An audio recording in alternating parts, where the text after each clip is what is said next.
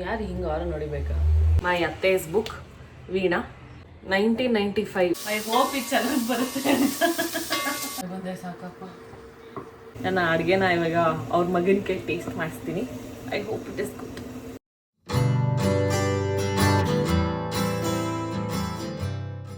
So hi guys, welcome back to my ಪುಟ್ಟು ಪ್ರಪಂಚ. ಯಾರು ಹಿಂಗೆ ಆರು ನೋಡಿಬೇಕಾ?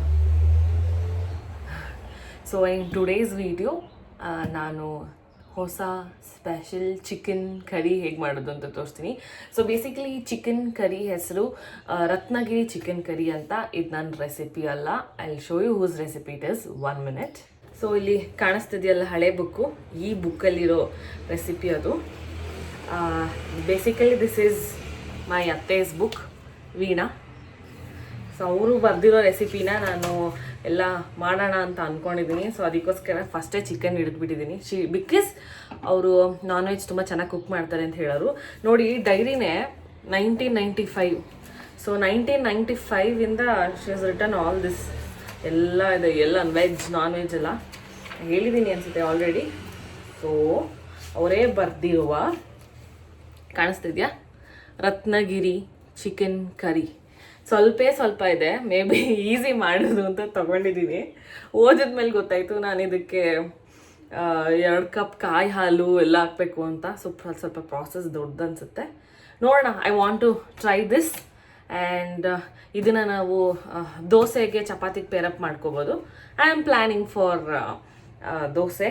ಸೊ ಇದು ಪದೇ ಓಪನ್ ಮಾಡಿ ನೋಡೋಕ್ಕಾಗಲ್ಲ. ನೋಡಿ ಆಲ್ರೆಡಿ ಪಾರ್ಟ್ಸ್ ಆಗೋಗಿದೆ.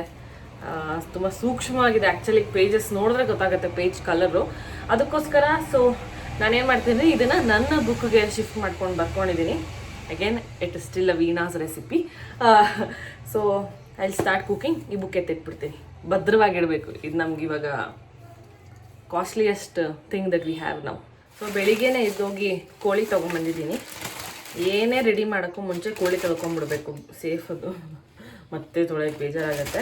ಅಂದರೆ ಅರಿಶಿನ ಉಪ್ಪು ಎಲ್ಲ ಹಾಕಿ ಒಂದು ಸ್ವಲ್ಪ ಹೊತ್ತು ಬಿಡಬೇಕಲ್ಲ. So first thing I do is wash ಕೋಳಿ. ಚಿಕನ್ ಮಾಡೋಕ್ಕೆ ಎಷ್ಟು ಬೇಕು, ಒಂದು ಸ್ವಲ್ಪ ಕರ್ಬೇವಿನ ಸೊಪ್ಪು, 1.5 ಈರುಳ್ಳಿ, 3 ಸ್ಪೂನ್ ಜಿಂಜರ್ ಗಾರ್ಲಿಕ್ ಪೇಸ್ಟ್, 6ರಿಂದ 7 ಹಸಿಮೆಣಸಿನ್ಕಾಯಿ ಉದ್ದು ಕಟ್ ಮಾಡಬೇಕು, ಸ್ವಲ್ಪ ಕೊತ್ತಂಬರಿ, 2 ಕಪ್ ಆಗೋಷ್ಟು ಕಾಯಿ ಹಾಲು, ಇದು ಮನೇಲೇ ಮಾಡ್ಕೊಂಡಿರೋದು.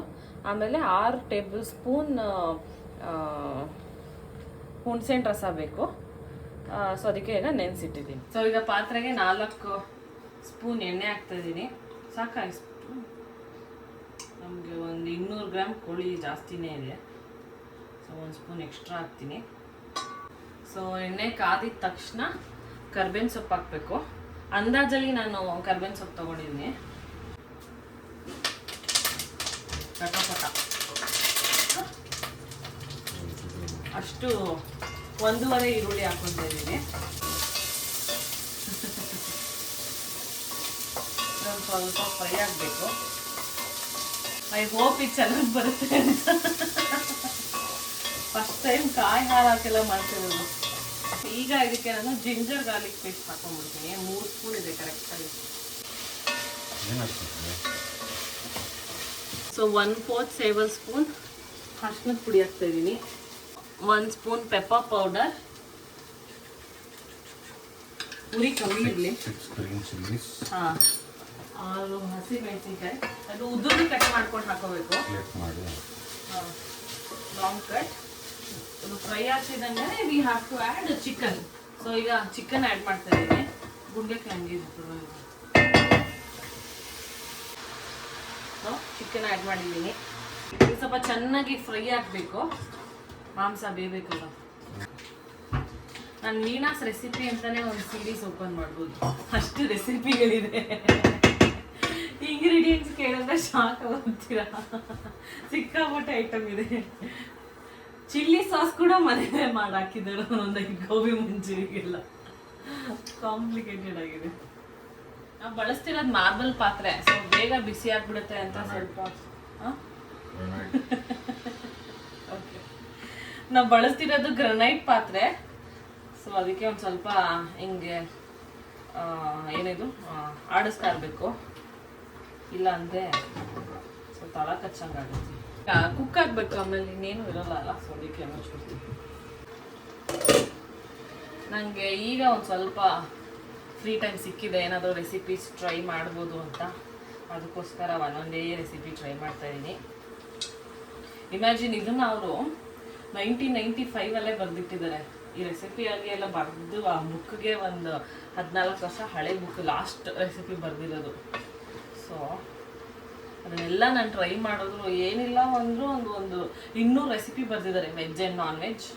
ಸೊ ಇವತ್ತು ನಾನ್ ವೆಜ್ ತಿನ್ನಬೇಕು ಅಂತ ನಾನ್ ವೆಜ್ ರೆಸಿಪಿ ಟ್ರೈ ಮಾಡ್ತಾಯಿದ್ದೀನಿ ಫಸ್ಟ್ ಟೈಮ್. ನೋಡೋಣ, I hope it comes out well.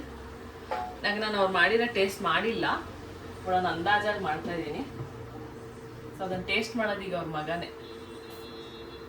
So ಈಗ ಸೂಪರ್ ಮಾರ್ಕೆಟ್ಗಳಲ್ಲೆಲ್ಲ ಕಾಯಿ ಹಾಲು ತುಂಬ ಚೆನ್ನಾಗಿ ಸಿಗುತ್ತೆ, ಅದು ಟೆಟ್ರಾ ಪ್ಯಾಕ್ಡ್ ಒನ್. ಬಟ್ ನೆನ್ನೆ ಮನೇಲಿ ಕಾಯಿ ಹೊಡೆದಿದ್ವಿ, ಶುಕ್ರವಾರ ಪೂಜೆ ಮಾಡಿದ್ವಲ್ಲ, ಆ ಕಾಯಿ ಇತ್ತು. ಅದೇ ಕಾಯಿನ ಏನು ಮಾಡಿದೆ, ನಾನು ಸಣ್ಣ ಸಣ್ಣದಾಗಿ ಕಟ್ ಮಾಡಿ ಇಟ್ಕೊಂಡ್ಬಿಟ್ಟೆ. ಇಲ್ಲಿಟ್ನಪ್ಪ, ಈ ಥರ ಶೇಪಲ್ಲಿ ಚೆನ್ನಾಗಿ ಕಟ್ ಮಾಡಿ ಇಟ್ಕೊಂಡಿದ್ದೆ ನೈಟೇ ಕೂಡ. ಈಗ ಅದನ್ನು ಮಿಕ್ಸಿಲಿ ರುಬ್ಬಿ ಒಂದು ಹ್ಯಾಂಡ್ ಕರ್ಚೀಫ್ ಒಳಗೆ ಹಾಕಿ ಹಿಂಗೆ ನೀಟಾಗಿ ರಸ ತೆಗೆದಿರೋದು. ಸೊ ಮನೇಲಿ ಮಾಡಿದ್ದೆ ಇಲ್ಲಿ ಕಾಯಿ ಹಾಲು.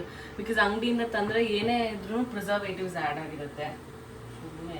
ಈಗ ಯಾವುದು ನೀಟಾಗಿ ನ್ಯಾಚುರಲ್ ಆಗಿ ಸಿಗುತ್ತೆ, ಏನಾದರೂ ಒಂದು ಆ್ಯಡ್ ಆಗೇ ಇರುತ್ತೆ. So that is right. Recipe ಚೆನ್ನಾಗಿ ಬಂದರೆ ಮಾತ್ರ ನನ್ನಷ್ಟು ಖುಷಿ ಪಡೋಳು ಯಾರೂ ಇಲ್ಲ. ನನಗೆ ಇದ್ರ ಬಗ್ಗೆ ಗೊತ್ತಿಲ್ಲ, ಬಟ್ ನನ್ನ ಹಸ್ಬೆಂಡ್ ಹೇಳ್ತಿದ್ರು ಸುಮಾರು ಜನ ಈ ನ್ಯೂಲಿ ಮ್ಯಾರಿಡ್ ಅವ್ರಿಗೆ ಅಡುಗೆ ಮಾಡೋದಕ್ಕೆ ಹೆಲ್ಪ್ ಆಗಲಿ ಅಂತ ಅವರು ಬರ್ದಿದ್ದಿದ್ದು ಬುಕ್ ಅಂತ ಅದು. ಸೊ ಯಾವುದೇ ಹೊಸ ರೆಸಿಪಿ ಇದ್ದರೂ she's to try and write in that book. ಆಮೇಲೆ ಆ ಬುಕ್ನ ಕೊಡೋರು ಅವ್ರು ಬರ್ಕೊಂಡು ಟ್ರೈ ಮಾಡ್ತಿದ್ರಂತೆ. ಈಗ ಬುಕ್ ನಮ್ಮ ಕೈಲಿದೆ, ನಾನು ಟ್ರೈ ಮಾಡಬೇಕಷ್ಟೆ. ಅಕ್ಷಯ್ ಅಕ್ಷಯ್, ಆ ಲಿಡ್ ತೆಗಿಲ್ಲ, ಸ್ವಲ್ಪ ನೀರು ಆಗ್ತಾ ಇದೆ. ನೀರು ಜಾಸ್ತಿ ಆಗ್ಬಿಟ್ರೆ ಆಮೇಲೆ ಮತ್ತೆ ಕಾಯಿ ಹಾಲು ಹುಣಸೆ ರಸ ಬಿಡಬೇಕು. ಏನಂದ್ರೆ ಅಕ್ಷಯ್, ನನ್ನ ಕರ್ನಾಟಕ. ಸೊ ಚಿಕನ್ ಫ್ರೈ ಆಗಿದ ತಕ್ಷಣ 1 table spoon chilli powder and plus coriander leaves, ಖಾರದ ಪುಡಿ ಹಾಕಬೇಕು. ಈಗ ನಾನು 1 ಟೇಬಲ್ ಸ್ಪೂನ್ ಚಿಲ್ಲಿ ಪೌಡರ್ ಹಾಕ್ತಾಯಿದ್ದೀನಿ. ಬಟ್ ಏನೇ ಖಾರ ಇದ್ರೂ ಕಾಲು ಹಾಗೆ ಹಾಕ್ತಾ ಇರೋದ್ರಿಂದ ಖಾರ ಕಮ್ಮಿ ಆಗುತ್ತೆ ಅಂತ ಅನಿಸ್ತಿದೆ. ಬಟ್ ಕಾಂಪನ್ಸೇಟ್ ಮಾಡ್ಕೋಬೋದು ಹಿಂಗಾಗಿ. ಏನೋ ನಾನು ಲಾಸ್ಟ್ ಮಿನಿಟಲ್ಲಿ ಡುಬಾಕ್ಬಿಡ್ತೀನಿ. ನೋಡೋಣ ನಮ್ಮ ಕೈಯಲ್ಲಿ ರತ್ನಗಿರಿ ಚಿಕನ್ ಹೆಂಗೆ ಬರುತ್ತೆ ಅಂತ. ನನಗೂ ಕ್ಯೂರಿಯಾಸಿಟಿ ಜಾಸ್ತಿನೇ ಇದೆ. ತೊಳ್ಕೊಂಡಿರೋ ಕೊತ್ತಂಬರಿ ಲೈಟಾಗಿ ಆ್ಯಡ್ ಮಾಡ್ತೀನಿ.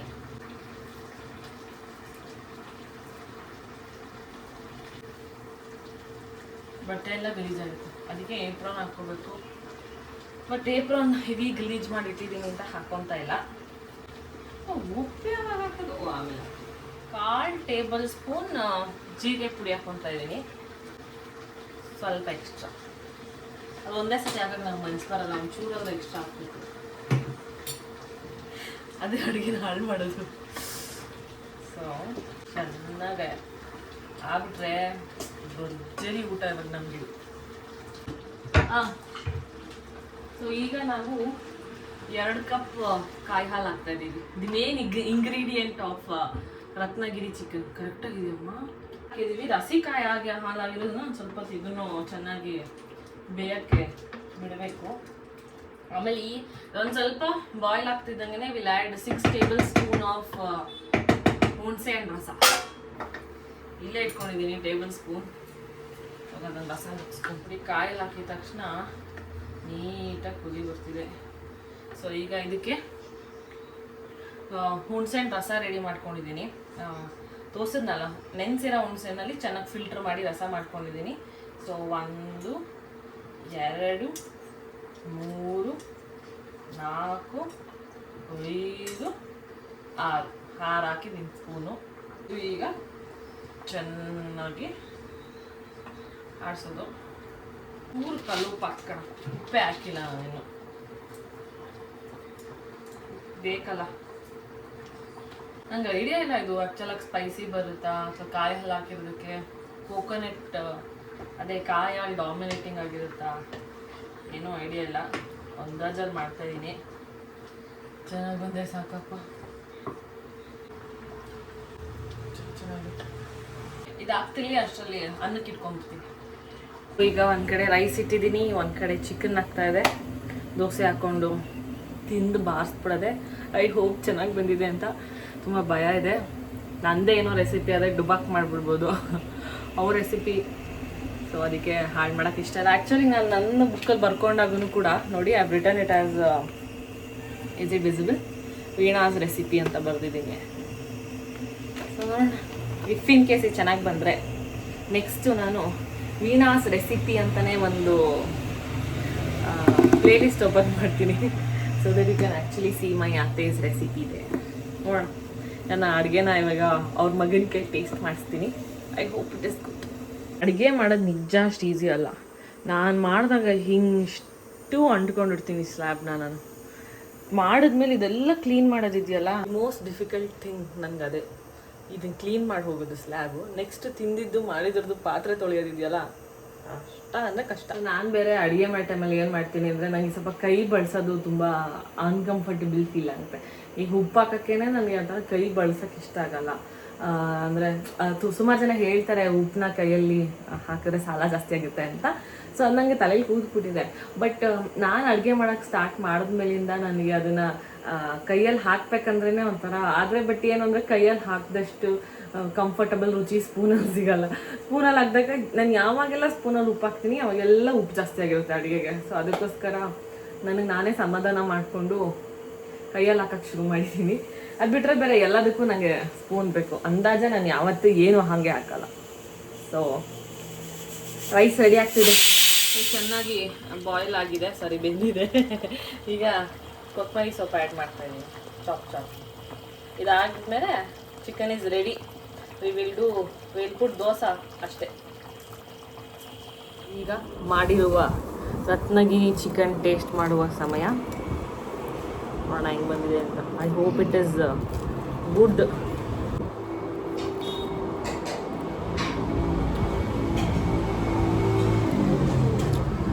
ಏನೋ ಡಿಫ್ರೆಂಟಾಗಿ ಬಂದಿದೆ. ನೈಸ್ ಚೆನ್ನಾಗಿ ಬಂದಿದೆ. ತಿಂದು ಹೇಳು ಬಾ ನೀನು. ಆಮೇಲೆ ದೋಸೆ ನೋಡಿ ಎಷ್ಟು ನೀಟಾಗಿ ತೆಳುಗೆ ಕ್ರಿಸ್ಪಿಯಾಗಿ ಬಂದಿದೆ. ಸಿ, ಈ ರೌಂಡ್ ಶೇಪ್ ದೋಸೆ ಎಂದಿರೋ ಮಾಸ್ಟರ್ ಶೆಫ್ ಅಕ್ಷಿತ್.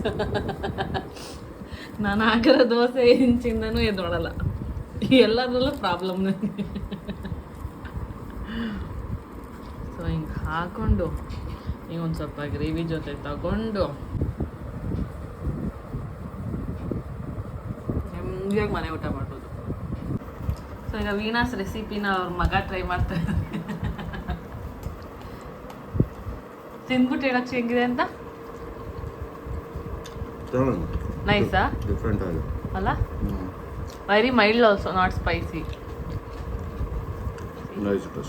ಎಕ್ಸಾಕ್ಟ್ಲಿ ಅಷ್ಟೇ.